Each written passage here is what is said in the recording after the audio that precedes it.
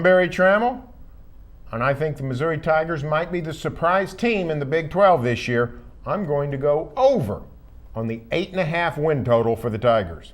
Yikes. I'd put them under 8.5, but their non-conference schedule gives them hope to have big numbers in the win total this year. From the Opelka Studios in Oklahoma City, you're watching a special Big 12 edition of the Press Row. Barry, Missouri's non-conference schedule. Listen to this. Illinois, decent team, but not great. McNeese State, San Diego State, and Miami of Ohio.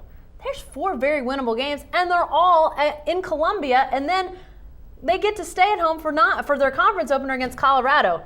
I mean, wow, who's setting up their schedule at Missouri? That's a great start for the season. Well, I think the schedule sets up perfectly for Missouri. Now, what I see in Missouri is 2 things. One, I see a stable coach, Gary Pinkel, now been in Columbia 10 years, won the North a couple of times, really put together a solid program. He's got an excellent quarterback, Blaine Gabbert. I thought was the best quarterback in the Big 12 at times last year. He had the bad ankle against Nebraska, plagued him for several weeks, but I think he's an excellent quarterback. I think he's going to be a huge playmaker this year.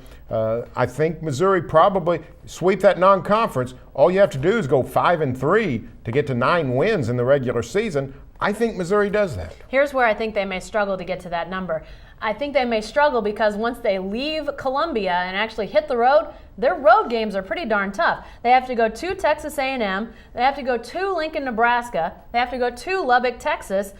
They also go to Ames and then have a neutral site game against their rival, the Kansas Jayhawks. But those are 3, maybe not impossible road games for Missouri to win, but I'm going to say that they're going to struggle to win any of those 3 at A&M, Nebraska, and Lubbock. I mean, we all know in this neck of the woods how tough it is to go to Tech and win.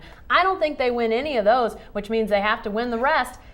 I think they're going to fall under. I think they could win 8 pretty easily, but I don't see how they win 9 this year. Still a good season, but I don't see them hitting that 9-win mark. Stay with the best coverage team anywhere at newsok.com and every day in the Oklahoma.